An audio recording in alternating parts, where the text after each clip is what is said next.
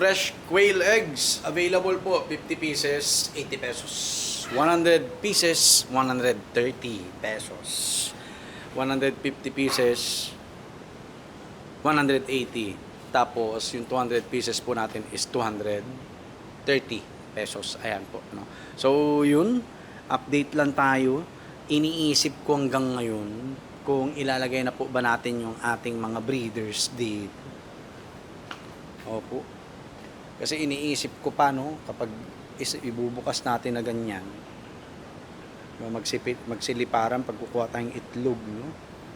Okay? At saka, kung andi dito naman po sila, yung ipot, no? Maipot sila eh. Talagang todo ipot po yung mga yan, no? Okay? Pero, umulan umaraw, maaasikaso natin sila, 'di ba? Andiyan lang sila. Papalit tayo ng tubig, bubuksan lang natin 'to. Magbibigay tayong pagkain, bubuksan lang din natin 'to. Umuulan o bumabagyo, hindi dito lang sila, no? 'Yun po. Ang kinaganda po nun, no? So para yung kinonvert na kulungan ng aso na kulungan nila ngayon is extra na lang natin pag napuno na natin 'yan. Yung growing pen 1 to 4, no? Okay? Ganun po ang plan po natin, no? Plano po natin. So, yung screen nga pala dito.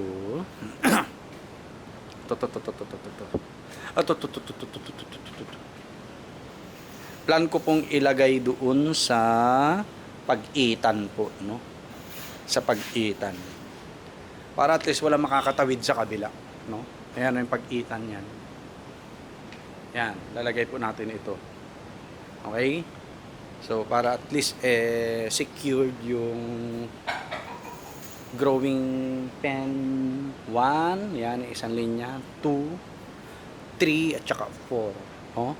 Para kung sakali may pupunta po rito at mamimili na ng mga RTL, RTB, or day old chick, madali na lang, no? Pag uwi natin galing trabaho, pak, ini-imagine ko na eh. So, lalabas tayo dito sa sasakyan, di ba? Alam nga naman papasok tayo. Okay?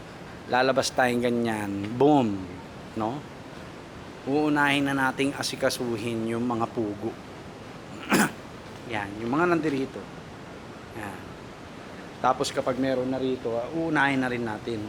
Kasi nga top priority po natin. No? Top priority natin. Ayan. Diba? Meron dyan.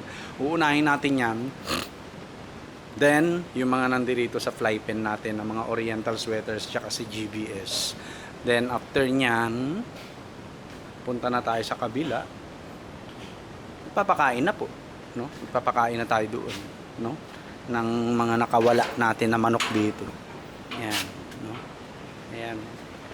Yan yung mga asin looking, pinagpapakawalan na natin, no? Para hindi tayo mahirapan. Lalo pag tag-ulan po, mahirapan talaga tayo. Tsaka na lang natin sila ilalagay dyan ulit kapag wala na mga bagyo, wala nang mga malalakas na ulan, no? Ayan. Tapos kapag tapos ng ano, ng tawag dito, ng mga ulan-ulan, no? Ayan. So, ganyan lang po ang plan natin. Secured naman po ito. Huwag lang silang pupunta sa kabila, no? Huwag lang silang mapupunta talaga sa kabila. Yari tayo pag ganyan. At sila na rin magme-mate po rito, no? Tapos pag kailangan ng may bibili ng pangkarne, may mai-offer tayo.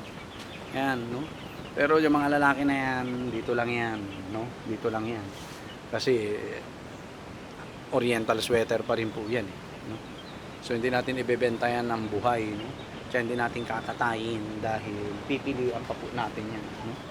So ang dami na itlog ng breeders natin. Ayun. Ayan.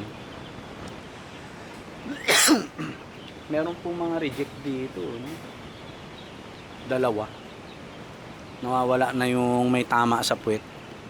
Ay. Ayan ang problema, oh. Tinutuka nila. Tara kunin na natin. Tinutuka po kasi nila, no? Sayang eh. Pera yan eh. Amin na yan.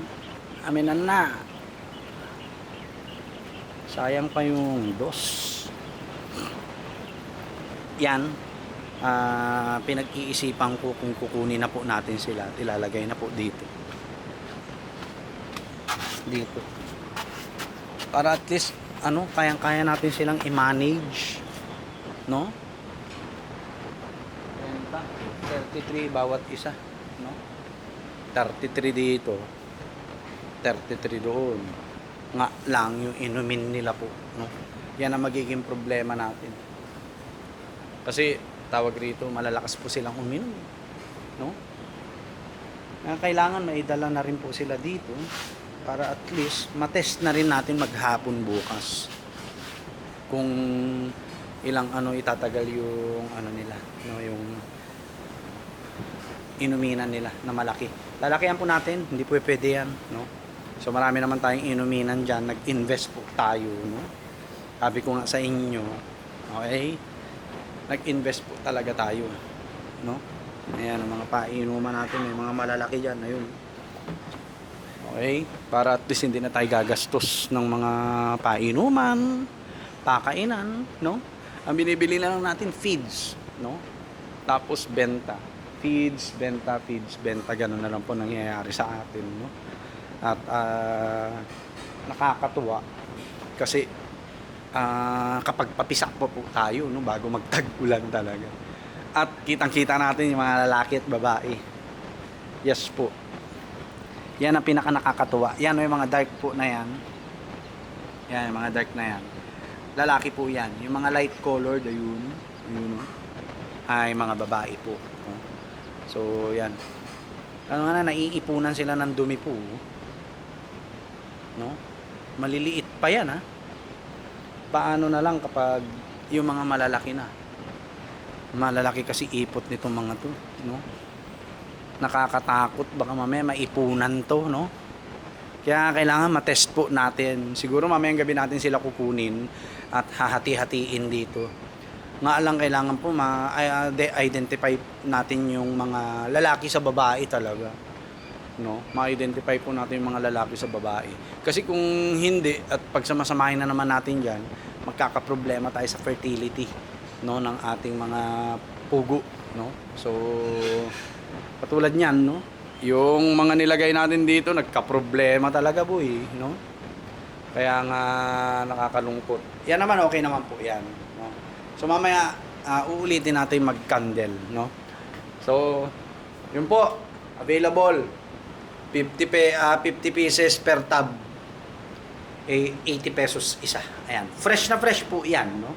Yung mga galing po dito sa incubator natin, na kulang-kulang 500 na itlog, pinamigay po natin sa mga kamag-anak natin tsaka dyan sa kapitbahay, no? Okay? Pinamigay po natin. So, hindi natin yan ibebenta, ha? Baka mamaya isipin nung iba dyan, insasama natin sa mga pambenta yung mga Hindi po, no? Si mama magpapatunay po niyan, no? Na pinamigay lahat, no? Para at least, hindi din sayang, no? Kaysa ibaon mo natin sa lupa, no? Kasi nagdadalawang isip po ko kung ibibigay ko o hindi, eh. Kasi kapag ibinigay ko, masasanay ang tao. Masasanay sila, di ba? Hihintayin na lang nilang pumalpak ka sa incubation, no? Bago sila bumili sa iyo. Di ba ganun po? Usually, no, ang isip ng tao. Kaya yun, gusto ko ibaong kanina sa lupa.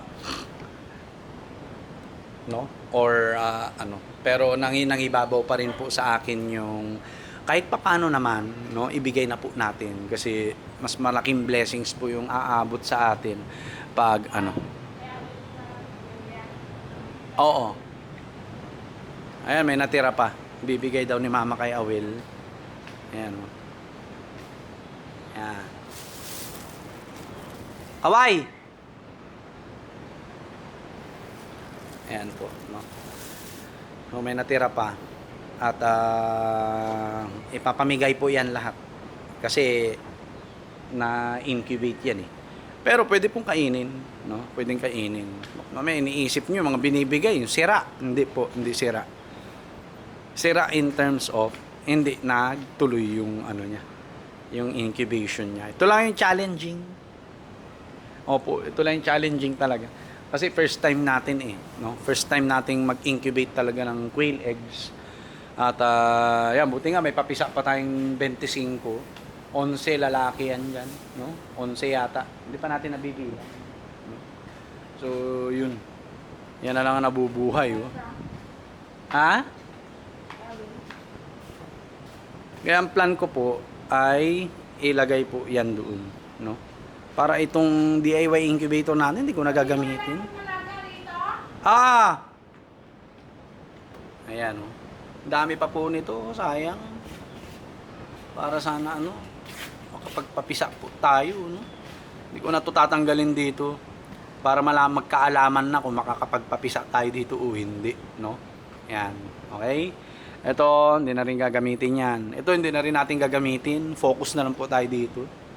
Dito sa ating, ayan, automatic incubator, no? Diyan na lang tayo mag-focus na gumamit ng incubator. Ito kasi papisa natin doon, no? Mga automatic natin, ayan. Ganda. Ganda ng setup natin. Ayan, lalaki na ng balahibo nila, oh. Hello? Ilang araw na ba itong mga to? Saglit nga, tingnan natin. Malapit na mag-RTL, eh, no? Ayan, napisa sila nung 17. 16 pa lang talaga napisa na sila. 17, 18, 19, 20, 1, 2, 3. Magwa 1 week na po sila. Ang bilis, no? Ang bilis. So, yun, no? Dire-diretso incubation pa rin po tayo. Ang gusto ko iayos natin dito yung ating mga breeders talaga, no? Iaayos ko po yung mga breeders natin dito, no? At kung papalarin tayo this year na makilala, no? At makaipon ng malaki-laki, no? Malaki-laking budget, no? Ang gagawin ko po, magpapadagdag po ako rin scratch pen, dalawa ganong setup din po, no? Ganong setup din, so para at least mapagawa rin natin as yun, no? Breeding pen, no? Parang breeding pen natin nila, alright, para hindi tayo nahihirapan, no? Hindi tayo nahihirapan. So yun nga ang plan natin, no? Gusto ko lahat sa kabila nakawala na lang ang manok, no? Una na tayong asikasuhin. Lahat ng pugo natin andi dito na. Lahat ng sosobra rito, pambenta na po, no? Pambenta na natin, no? So ganun po ang plan ko, no? Yun yung plan natin. At gusto ko rin pag tayo kumita talaga dito, men. Nakaipon tayo ng malaki, no? Ang gusto ko magpagawa talaga ng ano, pasadya talaga na brooder talaga. Breeder at saka breeding pen talaga, no? Yung cabinet type siya, yung parang sa Amerika. Nakikita ko kasi yung mga nag-aalaga ng pugo sa Amerika, eh. Ang ganda, eh. Ang linis, eh. No? Talagang naka-close siya, may mga sodas sa loob, no? Ganun. Alright? Pero hindi naman pwede kasi sa atin, no? Sobrang init dito. Sobrang init po, no? So ayan, naiinitan na yata itong mga to. Patayin na natin. Ayan, di ba? Ang ganda ng setup natin, oh. Okay, naka-series na yan. Ayan, oh. No? Multi-purpose po to. Brooder, breeder, no? Pwede. Tapos grower, pwede na rin. At saka layer cage, pwede na rin yan, no? Pwede na. Yun yung plan po natin talaga. No, yung plano natin. Hopefully, bigyan tayo ng lakas ng loob lalo, no, na magpatuloy dito. Ngayon pa ba, no? Na kumikita na tayo. Noon nga po hirap na hirap ako. Mamaya discuss po natin yan kung gaano kahirap noon, no? Papasok tayo, naggagasolina na sa sasakyan. Pagkain natin dito, discuss po natin yung mga nagbago, kahit kaunting pagbabago, no, sa buhay po natin nung tayo ay pumasok sa livestock farming, no? Livestock farming. And yan sa kabila, mga for meat type na natin yan, no? Yan ay magiging meat type natin. May mga dugong asil sweater, no? Okay? So, yun po, no? At hopefully, nagustuhan niyo po itong episode natin na to. Ganito na po ang gagawin natin, no? Na diskarte, no? Sa pagva-vlog. Okay? Para at least, dumami-dami yung ads natin. Yun po yun, yung ads, no? Ang hinahabol natin. Kaya hinahabaan natin yung video natin. No? So, yan. Ito mga to po, ililipat na po natin dito. No? Sasaksak na natin para ma-preheat na. Preheat. Ay, saglit. Mali. Ipi-preheat na natin. Lilipat na natin yan dyan. Lipat na naman no? Tapos, pagdating ng wala na naman. Ayan, no? Preheat na natin. Para, lipat na natin yan. Bahala na, no?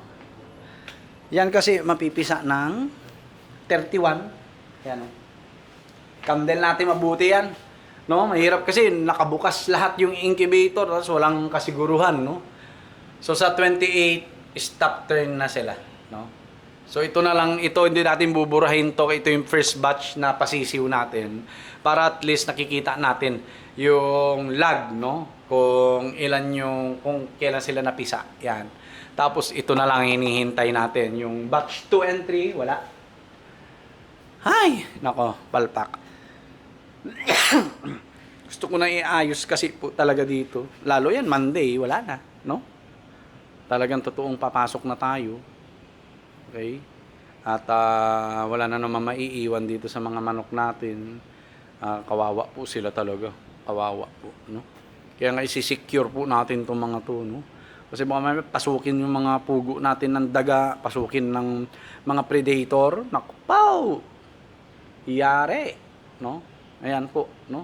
So, sa ngayon, ang available po natin ay quail eggs. Ayan. Wala munang fertile eggs po, no? Wala munang fertile eggs. Tayo muna magpapapisa, no? Tayo muna magpapapisa. At para at least, safe tayo, no? Kung pumalpak sila, kasi sa atin isisisi yan no? May similya pero hindi nagtuloy. Sa yung sisi, nagbenta ka ng fertile eggs. No? Tapos, 500 pieces kinuha ko sa'yo, 350 lang yung may laman. Di ba? Lalo yung mga hindi nakakaintindi ng risk sa pagbili po ng fertile eggs. Yan, ang magiging problema po natin, no? So, ayoko naman magkaroon tayo ng feedback na ganun. Pangit, no? Pangit. Nakaka-pressure para sa akin, no? So, yan. At itong taon na to kapag maganda-ganda talaga ang kita. Sa totoo lang po maganda ang kita. Every 3 days, 2 to 3 days po ako nagbebenta ng itlog ng pugo. Sold out parati. Mas lalo po to kapag naparami natin yung layers natin, kayang-kaya ko nang ibaba yung presyo ng itlog pugo natin, no? At ayan, may contact na rin tayo na susuplayan natin ng itlog ng pugo, no? Next week start ng kanilang operation at sa atin po kukuha, napakaganda, no? At syempre kung pang vendor at saka pang resell is bababaan po natin 150 isa, 150 isa, no? Yan po ang ating bentahan. So good thing is kasamaan lang din natin, ayaw pa magpabanggit. No, good thing talaga na yun, hindi na natin i-deliver kung saan-saan, no? Rekta, bitbitin niya na pag uwi niya sa bahay nila, no? So, yun lang po, available eggs. Ayan o, pam. Alright.